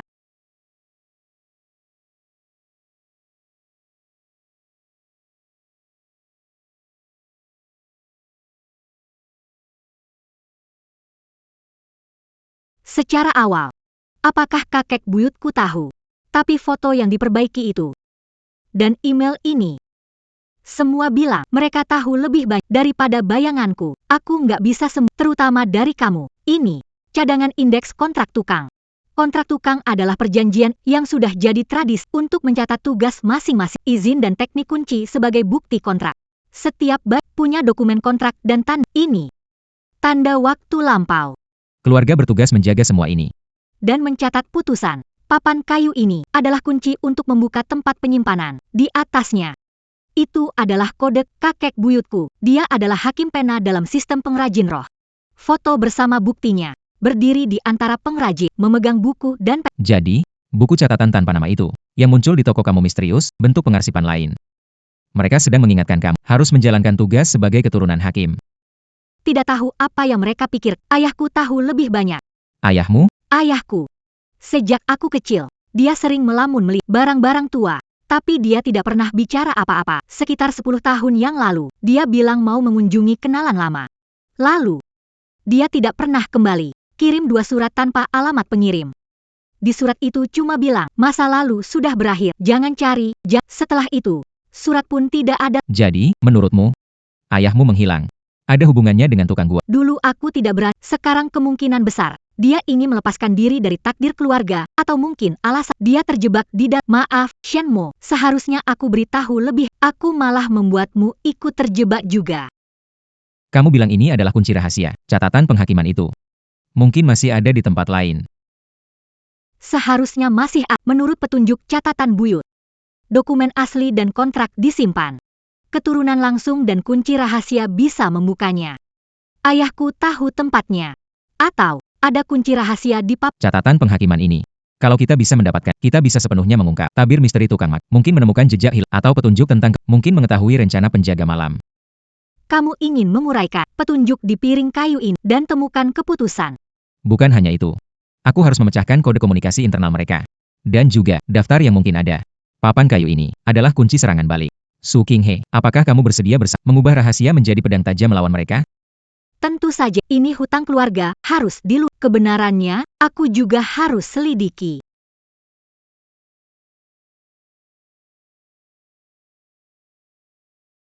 Cincin ini.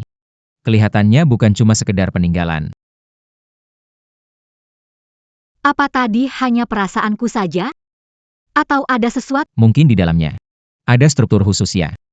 Ini bukan hal penting, lupakan saja dulu. Yang harus kita lakukan sekarang. Kita harus mendekripsi kode dulu.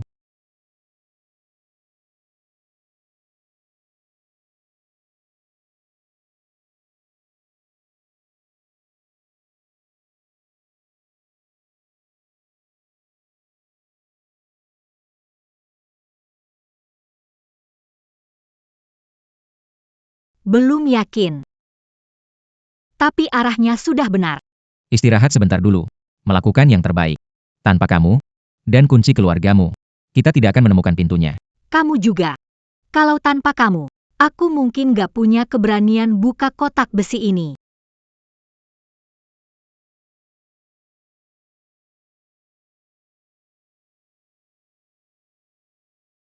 Hati-hati.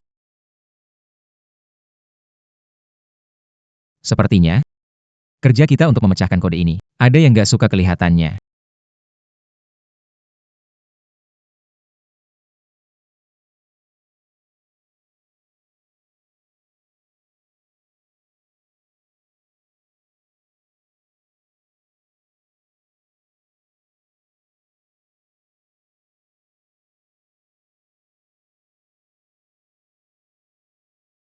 Orang dulu bersembunyi di keramat. Bayangan bambu mengelilingi tubuh, yaitu berarti pengrajin di kota ini.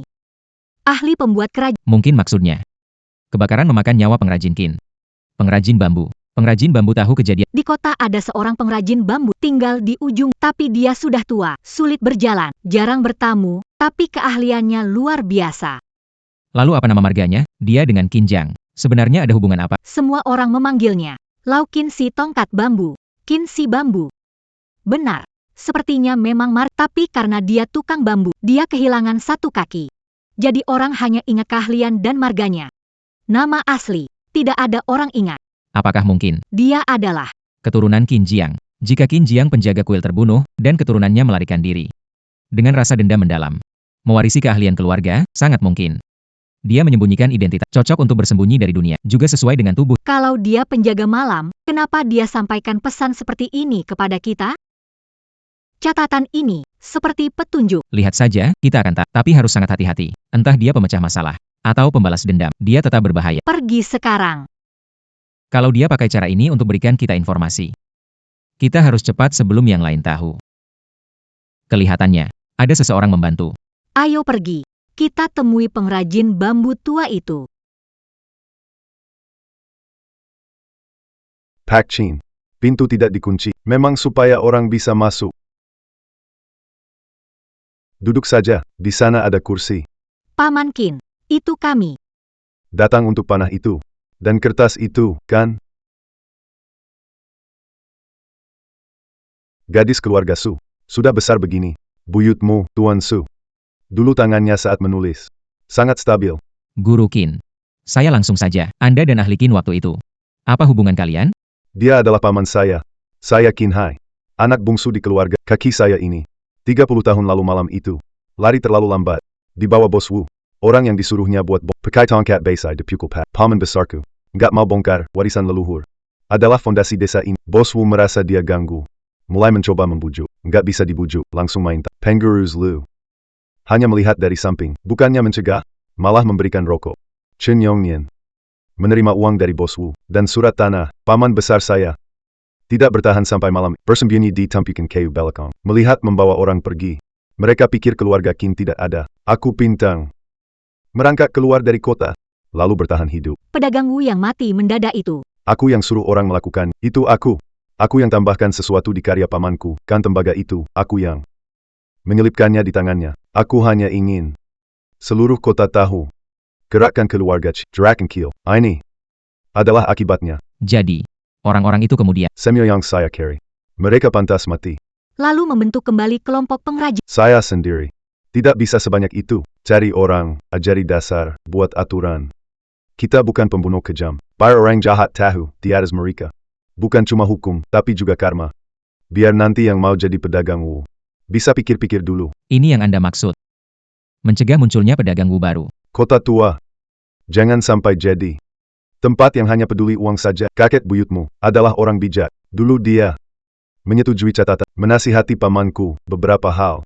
Ditoleransi, tapi dendam darah, bagaimana ditahan. Ayahmu kemudian juga pernah mencariku. Dia ingin tahu, menghentikanku, tapi ada jalan sudah ditempuh. Tidak ada jalan kembali lagi. Anda mencari seseorang. Selain Anda, siapa yang punya posisi tertinggi di pengrajin roh? Tirap.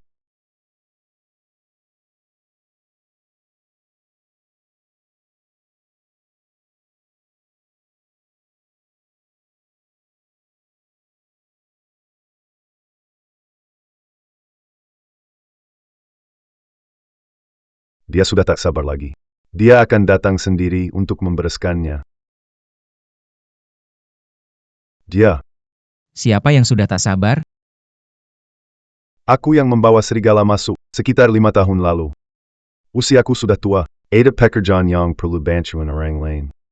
Tapi sekarang, anak muda bisa dipercaya. Mana Ada? Saat itu, dia datang mencariku.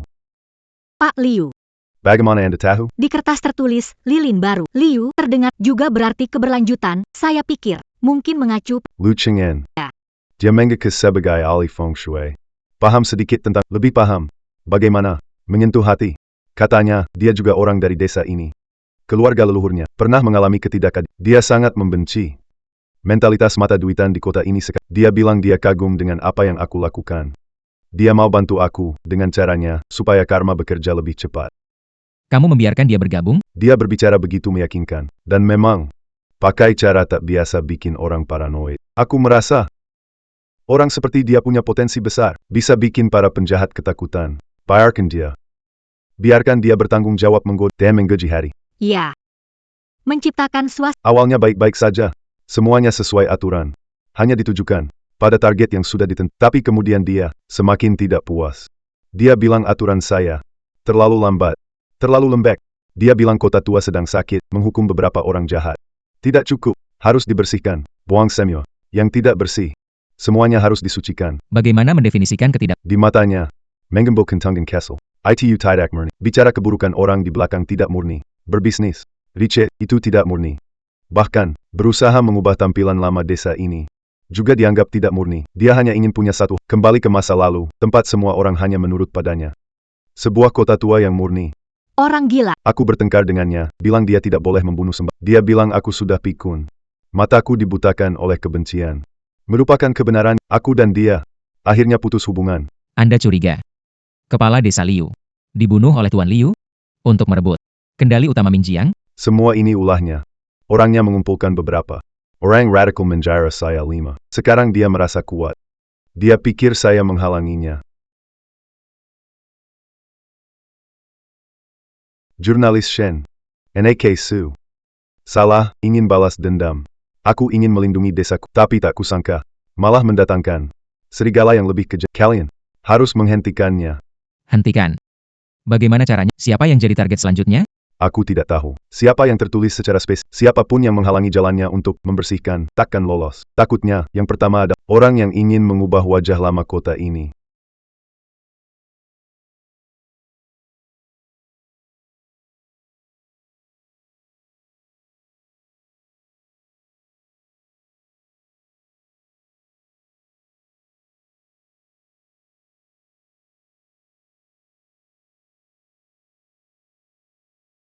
Ini satu-satunya hal yang bisa aku lakukan.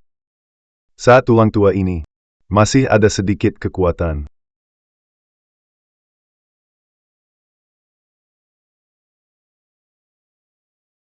Lin Wan, pemilik penginapan Yuelai, usul untuk menarik wisatawan. Salah kesan kuno, Yao Ming, petugas stasiun budaya kota.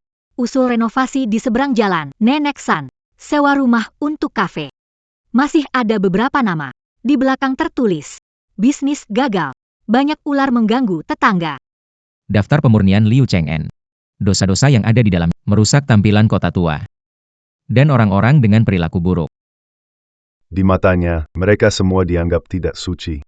Aku dan dia bertengkar karena daftar ini. Kami putus hubungan. Menurutku, beberapa orang, dosanya tidak pantas. Bahkan, apa yang dilakukan tidak salah. Kota tua ini harus hidup, tidak bisa hanya jadi kolam yang mati. Tapi dia bilang aku mengkhianati hati nurani. Bahkan, melindungi pedagang Wu yang baru. Pemilik penginapan, Lin Wan, adalah target pertama. Lu Cheng'en perkaya. Dia adalah yang keladi membawa masalah. Anak muda. Selalu suka dengan hal-hal baru yang dia buat. Rumah pun jadi berubah. Terus, jadi banyak. Banyak kebisingan sekarang. Itu kekotoran terbesar, pasti menyerangnya duluan. Bunuh ayam untuk peringatan.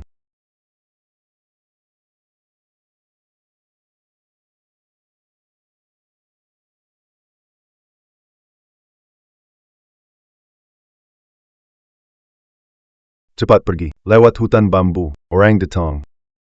Pasti dia menyuruh orang mengawasi aku.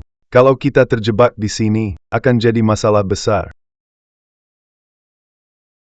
Hari-hari, dia lebih paham cara membuat orang menghancurkan dirinya sendiri.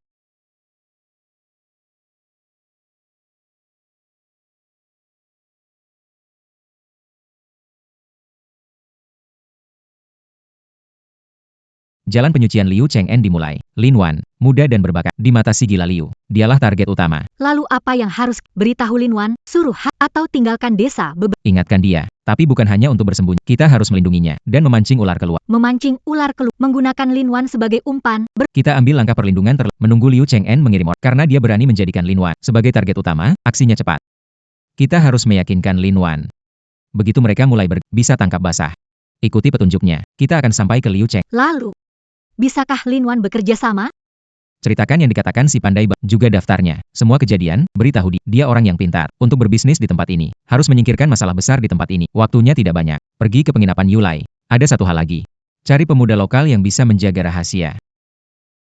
Yang punya sedikit keterampilan teknis. Mungkin kita perlu bantuan mereka. Liu Cheng'en. Kamu ingin memulai jalan penyucian? Bikin panggung untukmu. Lihat apakah berani naik panggung dan memainkan peranmu. Ular mungkin sudah keluar dari sarangnya, sedang mengawasi mangsa. Minum air. Terima kasih. Reporter Shen. Kakak Su, Kalian yakin? Dia akan datang malam ini. tidak yakin. Tapi kalau aku akan memilih saat target tegang. Hari pertama santai. Yu Sung-eun suka tekanan psikologis untuk menciptakan kesan bahwa takdir sulit diubah. Sudut pengawasan normal. Sensor inframerah mencakup tembok dan detektor komposisi udara siap. Gelombang suara yang kalian bicarakan bisa membuat orang berhalusinasi. Tempat ini terasa berhantu. Frekuensi rendah bisa pengaruhi sistem vestibular dan saraf manusia. Ditambah dengan sugesti visual. Orang mudah merasa seperti kena kutukan. Begitulah cara mereka ubah penginapanmu jadi rumah angker. Tidak beres. Ada sesuatu.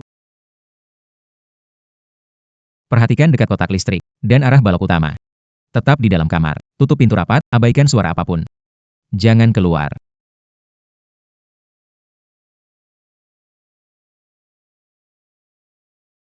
Halo, Dia mau kabur lewat aku lihat. Lari ke jalan barat. Pakai baju warna. Aku akan kejar. Kamu jaga Lin Wan baik-baik. Laporkan polisi. Shenmo, hati-hati. Mereka mungkin lebih. Aku tadi melihat ada orang lain juga.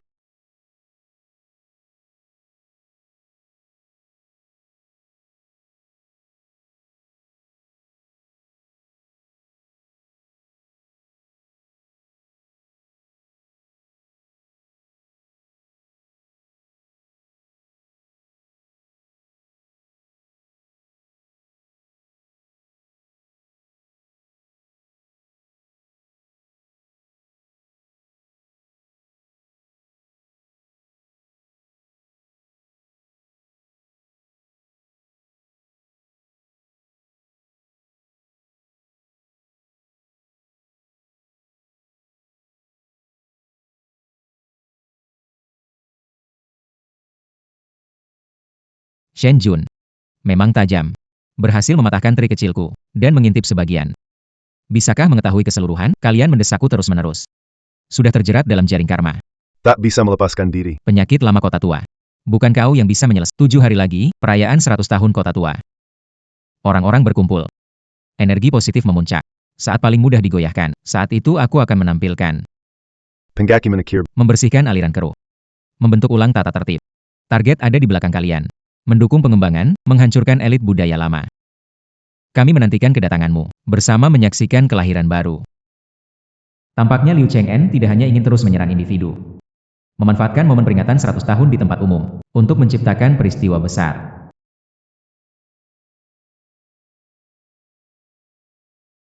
Halo, King He. Aku menemukan markas Yu Sung-eun. Rencana berubah, situasinya lebih buruk dari perkiraan. Targetnya ke kepala desa. Batas waktunya, 7 hari lagi, saat perayaan 100 tahun. Dia buat keributan di depan umum. Perayaan, semua orang di kota bakal ada. Gila apa? Lalu, orang yang nonton di depan penginapan, kemana? Kita tidak peduli berapa orang yang dia punya. Kita buru-buru sebelum perayaan dimulai. Cabut dia sampai ke akarnya. King He. Sekarang butuh lebih banyak orang. Untuk mencari tahu, apa sebenarnya rencananya, bagaimana dia melakukannya. 7 hari. Kita harus menghancurkan panggung yang dibangun untuk perayaan. Hancurkan sepenuhnya.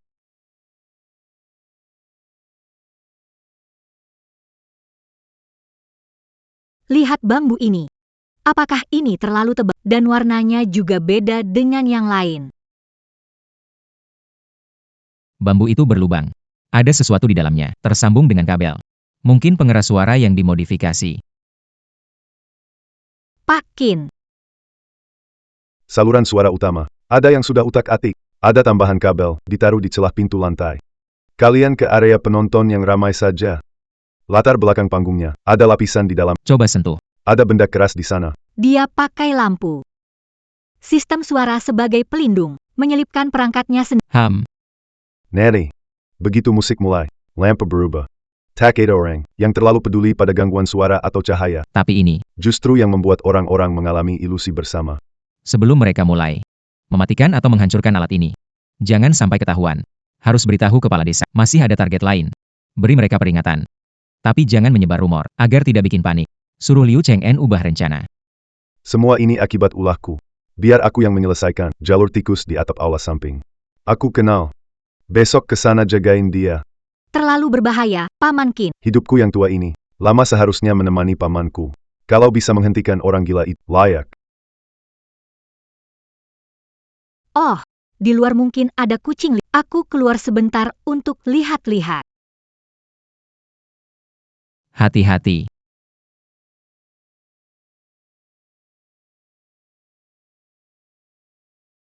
Siapa?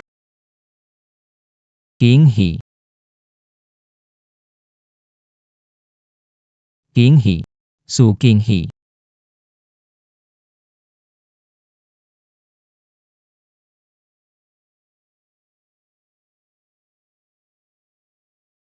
Lihat KE sini.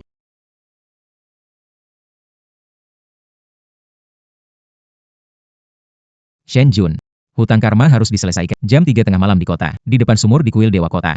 Datang sendiri saja. Bawa bukti yang kau kumpulkan untuk ditukar. Jika ada satu orang lebih, perempuan dari keluarga Su, akan menjadi persembahan awal. Untuk penyucian kota kuno ini. Jangan pergi. Dia mengincar nyawamu. Dan juga bukti di tanganmu. Dia memilih sumurin itu karena itu tempat yang paling dia kuasai. Di sana pasti penuh jebakan. Aku tahu itu perangkap. Tapi dia menangkap King He.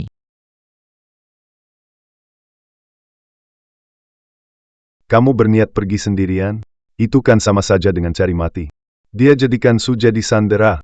Kalau kamu pergi, kalian berdua tidak akan kembali. Justru karena itu perangkap, Liu Cheng'en lengah. Pikir pasti menang. King He ada di tangannya. Aku akan pergi. Dia punya satu kesempatan bertahan. Dan lagi. Aku tidak berniat memberikan bukti padanya. Ini untuk memaksanya. Muncul langsung di depan kita. Satu kesempatan untuk menyelesaikan segalanya. Apa rencanamu? Butuh berjaga di luar. Yu Sung Eun pasang mata-mata di sekitar. Ke kota, cari polisi. Laporkan situasinya kepada, minta mereka jangan mendekati kuil. Tetap tunggu di luar, tunggu sinyal dariku. Kalau aku kalah, atau tidak keluar tepat waktu, kalian serang lagi. Baik. Harus hati-hati. Di sekitar sumur, dia pasti penuh jebakan di sana. Tunggu dulu. Bawa ini. Benda ini. Mungkin bisa membuat dia teralihkan. Saatnya mengakhiri semuanya.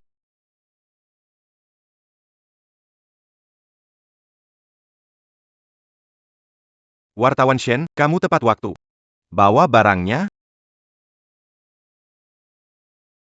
Ini dia. Lepaskan dia.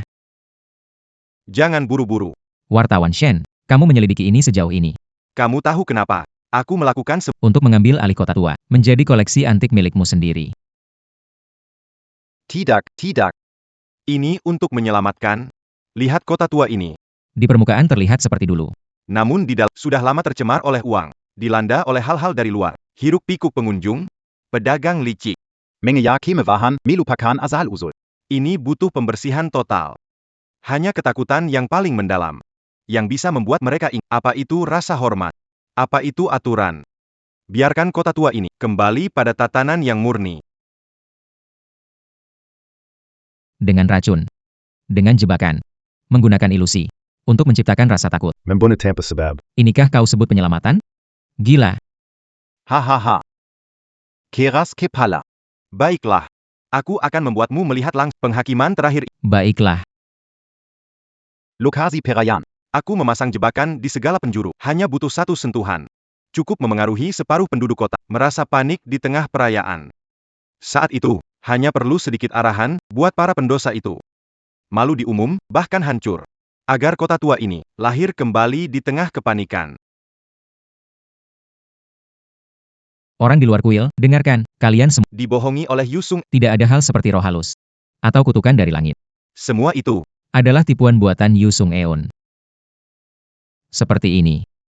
Remote control di tangannya. hanya sebuah Sinyal gelombang radio. Kamu. Saksikan sumur ini, evolusi terakhir. King He, jangan bernapas. King He, Jangan bergerak. Polisi.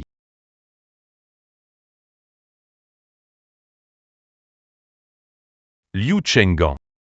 Kamu diduga terlibat kasus penganiayaan, penahanan ilegal, membahayakan keamanan publik. Sekarang aku menangkapmu sesuai hukum. Kalian tidak mengerti. Kapten. Ini trik dia buat untuk fenomena gaib palsu. Dia akan memakai metode ini di perayaan besok. Melakukan siasat besar.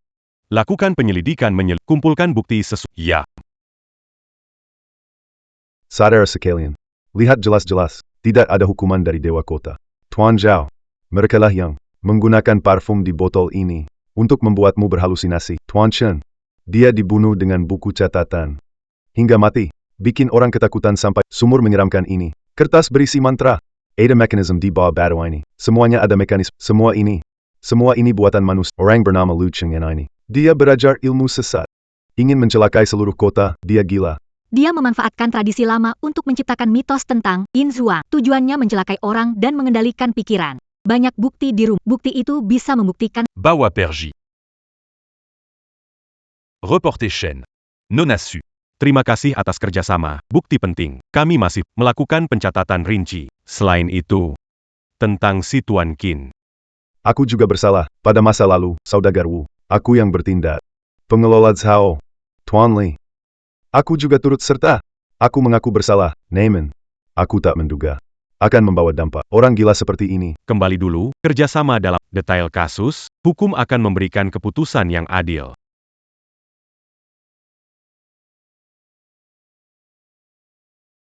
selesai.